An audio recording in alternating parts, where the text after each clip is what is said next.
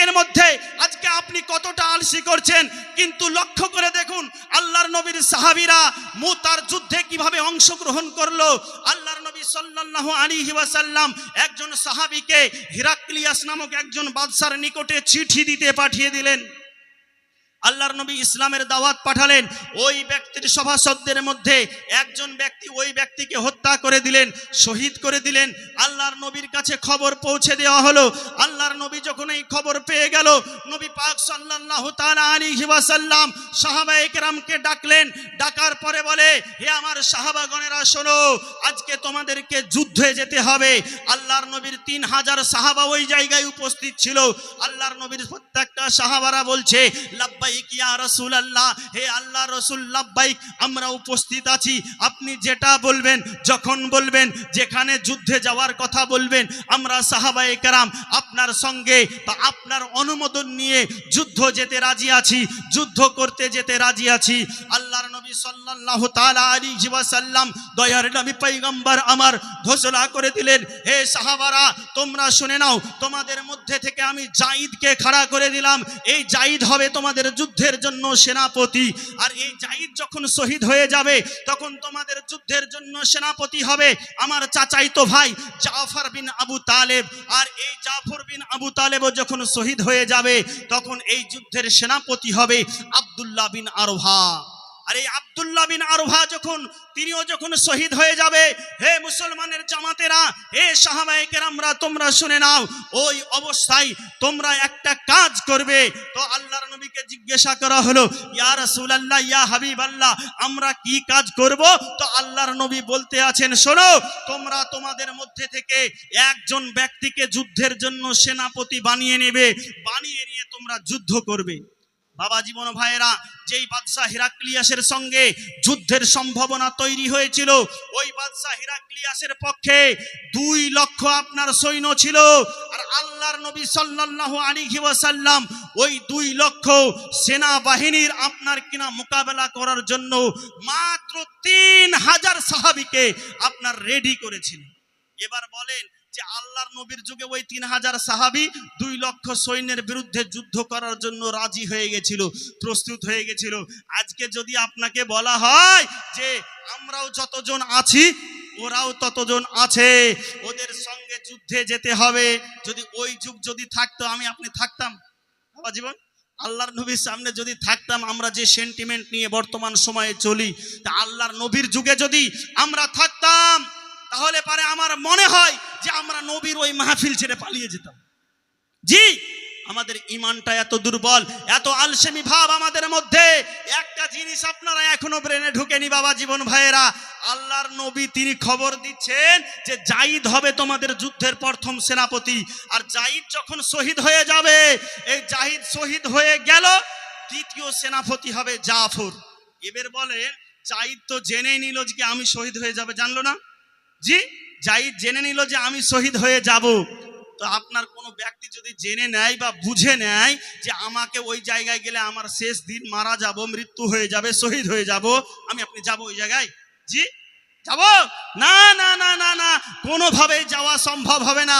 আমার আপনার মতন এই নগণ্য ব্যক্তিরা ওই জায়গা থেকে উঠিয়ে পালিয়ে আসবো যে রাসূলুল্লাহ যদি আমাকে দেখে নেয়, এরপরে যদি আমাকে সেনাপতি করে দেয়, আমারও খবর আছে। জি, এই রকম চিন্তা করব। কিন্তু আল্লাহর নবীর আপনার সাহাবায়ে কেরাম তিনাদের নিজেদের জীবনের পরোয়া করেননি, তিনারা নিজেদের জানের পরোয়া করেননি। নবী পাক সাল্লাল্লাহু তাআলা আলাইহি ওয়াসাল্লামের প্রেমে নিজেদের জীবনকে বিলিয়ে দিয়েছেন, নিজেদের জীবনকে উৎসর্গ করে দিয়ে প্রমাণ করেছেন যে মা কান আপনার কিনা রাসূলে পাক সাল্লাল্লাহু তাআলা আলাইহি ওয়াসাল্লামের আদেশকেও অমান্য করে এই দুনিয়া থেকে যদি আমি আপনি বিদায় নিয়ে চলে যাই, তাহলে এই দুনিয়াতেও আমি আপনি কামিয়াব হতে পারবো না, না আখিরাতেও আমি আপনি কামিয়াব হতে পারবো। কোন জায়গায় আমার আপনার কামিয়াব হওয়া সম্ভব হবে না। ব্রাদারানে ইসলাম, পিয়ারে হাজিরিন, আল্লাহর নবী যখন বলে দিলেন জাইদের কোনো যখন সমস্যা হবে, তখন সেনাপতি হবে জাফর। ওই সময় জাইদ জেনে নিল যে দ্বিতীয় যখন সেনাপতি আল্লাহর নবী বানিয়ে দিয়েছেন, আমি বুঝে নিলাম যে আমি জাইদকে শহীদ হয়ে যেতে হবে। কারণ আল্লাহর নবীর কথা কোনোদিন মিথ্যা হতে পারে না। আল্লাহর নবীর জিন্দেগিতে জুবান মুবারক দ্বারা কোনো মিথ্যা কথা বলেননি। কোনো ব্যক্তি যদি মনে করে আল্লাহর নবী মিথ্যা কথা বলতেন বা আল্লাহর নবী মিথ্যা কথা বলেছেন, ওই ব্যক্তির ঈমানের কমতি আছে, ওই ব্যক্তি ঈমান থেকে চ্যুত হয়ে গেছে, ওই ব্যক্তির জন্য তওবা লাজিম হয়ে গেছে। কিন্তু বাবা জীবন ভাইয়েরা, আল্লাহর নবী এইভাবে করে সেনাপতি 3 জন যখন তৈরি করে দিয়ে সাহাবায়ে কেরামদেরকে বললেন যে এই 3 জনের যখন কিছু হয়ে যাবে, ইসলামের পতাকা ধরার যখন কোনো লোক থাকবে না, ওই অবস্থায় তোমরা হযরত তোমাদের নিজেদের মতো করে কোনো একজন ব্যক্তিত্বকে তোমরা সেনাপতি বানিয়ে নিয়ে যুদ্ধ করবে। আল্লাহর নবীর কথা মোতাবেক সমস্ত সাহাবায়ে কেরাম, আপনার কেনা ওই 3000 সাহাবায়ে কেরাম বাদশা হিরাক্লিয়াসের সঙ্গে যুদ্ধ করার জন্য আপনার কেনা বের হয়ে গেলেন, চলে গেলেন। এইদিকে আল্লাহর নবী বলেছিলেন, বারাদারানে ইসলাম, এই হাদিসখানা এসেছে আপনার মুসলিম শরীফের মধ্যে, আখাজার রায়াতা জাইদুন, আল্লাহর নবী বললেন, আল্লাহর নবী মদিনাতেই বসে আছেন আর ওইদিকে যুদ্ধ চলছে মুতার প্রান্তরে। আল্লাহর নবী মদিনায় বসে বসে খবর দিচ্ছেন, এখন জাইদ পতাকা ধরে আছে, জাইদ পতাকা ধরে ধরে যুদ্ধ করছে, জাইদ যুদ্ধ করছে, যুদ্ধ করছে, যুদ্ধ করছে। এমন অবস্থায় আল্লাহর নবী বলছেন, ফা উসিবা, জাইদ শহীদ হয়ে গেল। জাইদকে কাফের বেঈমানেরা শহীদ করে দিল। হযরতে জাইদ রাদিয়াল্লাহু তাআলা আনহুর যখন শহীদ হওয়া হয়ে গেল, এমন অবস্থায় আল্লাহর নবীর ফরমান অনুযায়ী আল্লাহর নবীর সাহাবী এবং আল্লাহর নবীর চাচাইতো ভাই হযরতে জাফর বিন আবু তালিব রাদিয়াল্লাহু তাআলা আনহু, তিনি আপনার ইসলামের পতাকা হাতে ধরে নিয়ে যুদ্ধ করতে আছেন বাদশা হেরাক্লিয়াসের দলবলের সঙ্গে। যুদ্ধ করতে করতে এমন একটা অবস্থা সৃষ্টি হয়ে গেল, আল্লাহর নবী সাল্লাল্লাহু তাআলা আলাইহি ওয়াসাল্লাম মদিনায় বসে বসে খবর দিচ্ছেন, ফা উসিবা, হযরতে জাফরও শহীদ হয়ে গেল, হযরতে জাফরকেও শহীদ করা দেওয়া হলো। এরপরে পরে আল্লাহর নবী বলছেন, আখাজার রায়াতা আব্দুল্লাহ বিন আরওহা, এখন পতাকা ধরেছে হযরতে আব্দুল্লাহ বিন আরওহা, আল্লাহর নবীর সাহাবী হযরতে আব্দুল্লাহ বিন আরওহা সবে মাত্র বিয়ে করেছে। বিয়ে করার পরে বউয়ের সঙ্গে ঠিক মতন সাক্ষাৎ হয়নি, ভালো করে দিদার হয়নি, ওই রকম মেল মহব্বত এখনো ভালো করে হয়নি। এই অবস্থাতেই নবীর হুকুম পালনের জন্য আজকে ওই জায়গা ছেড়ে, বউয়ের সুন্দর ঘর ছেড়ে, বউয়ের সঙ্গে মিষ্টি সম্পর্ক ছেড়ে দিয়ে নবীজির সঙ্গে সম্পর্ক বাঁচানোর জন্য আজকে মুতার প্রান্তরে এসে যুদ্ধ করা আরম্ভ করে দিয়েছে। হযরতে আপনার আব্দুল্লাহ রাদিয়াল্লাহু তাআলা আনহু পতাকা নিয়ে যুদ্ধ করতে আছেন। যুদ্ধ করতে করতে করতে আল্লাহর নবী সাল্লাল্লাহু তাআলা আলাইহি ওয়াসাল্লাম তিনি বললেন, ফা উসিবা, হে আমার সাহাবায়ে কেরাম শোনো, আমি মদিনা থেকে নবী খবর দিয়ে দিচ্ছি, আমি নবী জেনে নিয়েছি, আমি নবী দেখে নিয়েছি, আমার সাহাবী আব্দুল্লাহ শহীদ হয়ে গেছে। আমি 3 জন সাহাবীকে মনোনয়ন দিয়েছিলাম সেনাপতির জন্য, জাইদ শহীদ হয়ে গেল, জাফর শহীদ হয়ে গেল, হযরতে আপনার আব্দুল্লাহ বিন আরওহা তিনিও শহীদ হয়ে গেল। 3 জন ব্যক্তি যখন শহীদ হয়ে গেল, আল্লাহর নবী কিন্তু বলেছিলেন 3 জন ব্যক্তি যখন শহীদ হয়ে যাবে বা ইনারা যখন কিছু হয়ে যাবে, ইসলামের পতাকা ধরার যখন কোনো লোক থাকবে না, তখন তোমরা তোমাদের নিজেদের মধ্যে থেকে কাউকে সেনাপতি বানিয়ে নিবে। এমতো অবস্থায় আল্লাহর নবীর সাহাবীগণ এইদিকে সেনাপতি নির্বাচনের কাজ করছেন। আর বুখারী শরীফের মধ্যে, মুসলিম শরীফের মধ্যে হাদিসখানা বর্ণনা করতে আছে ইমাম মুসলিম, ইন্না আইনাই রাসূলিল্লাহ সাল্লাল্লাহু আলাইহি ওয়াসাল্লাম লা তাজরিফানে, নিশ্চয় ওই সময় আল্লাহ রাসূলের চোখ মোবারক থেকে টস টস টস টস করে পানি পড়তে আরম্ভ করে দিল যে আমি নবী বলে দিয়েছি 3 জন সেনাপতির কথা, 3 জনই শহীদ হয়ে গেছে। আল্লাহর নবী কষ্টে আপনার কান্না করতে আরম্ভ করে দিয়েছেন। আবার আল্লাহর নবী খবর দিয়ে দিলেন, হে আমার সাহাবারা শোনো, সুম্মা আখাজার রায়াতা খালিদ ইবনুল ওয়ালিদ মিন গায়রি ইমরাতিন, হে আমার সাহাবারা শোনো, আল্লাহর তরবার সাইফুল্লাহ হযরতে খালিদ ইবনে ওয়ালিদ রাদিয়াল্লাহু তাআলা আনহু আমার বিনা হুকুমে পতাকা ধরেছে ইসলামের, ফা ফুতিহা লাহু, তারপরে এই যুদ্ধে জয় লাভ করেছে। জোরে বলুন সুবহানাল্লাহ। এবার বলেন, এই যে ঘটনা শুনলেন, এই ঘটনা থেকে আমি আপনি কি শিক্ষা পেলাম?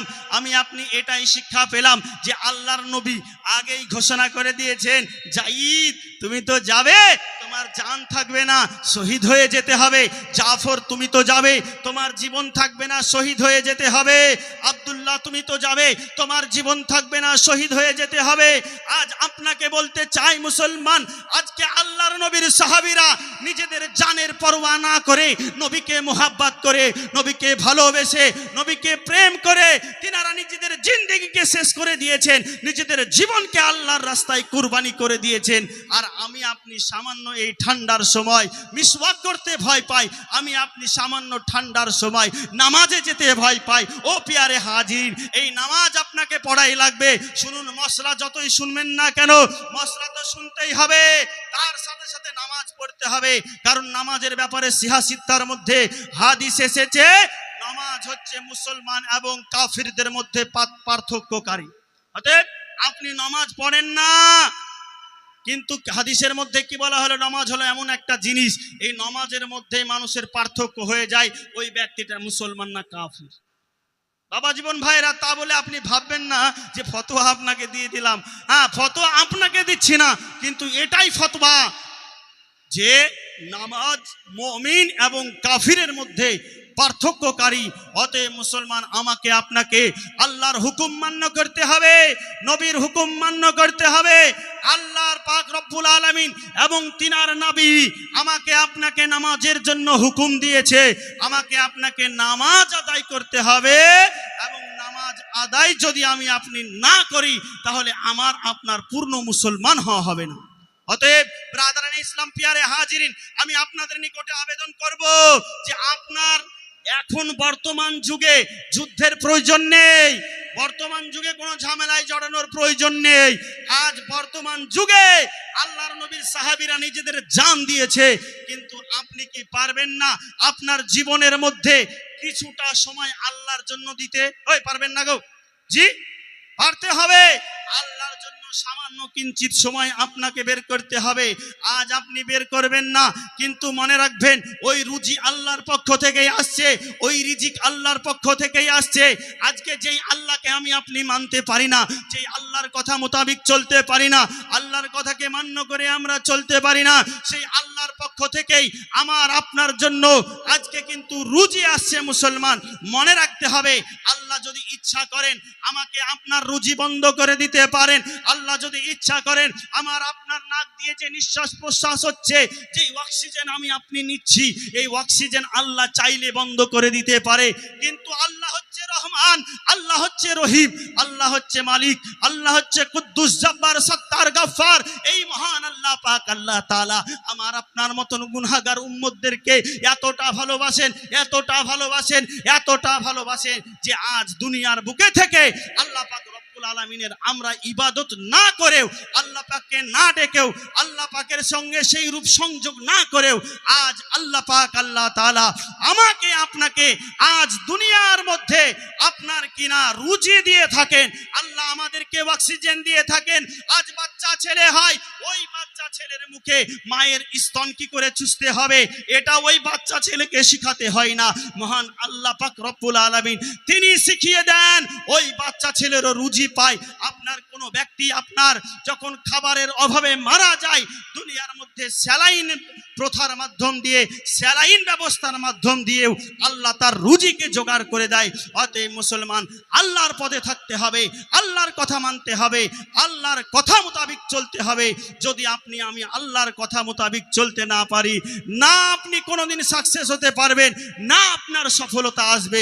সাকসেস, সফলতা আল্লাহ এবং তার রসুল ছাড়া সম্ভব নয়। তো ব্রাদার, পিয়ারা হাজিরিন, আসুন একবার রসুল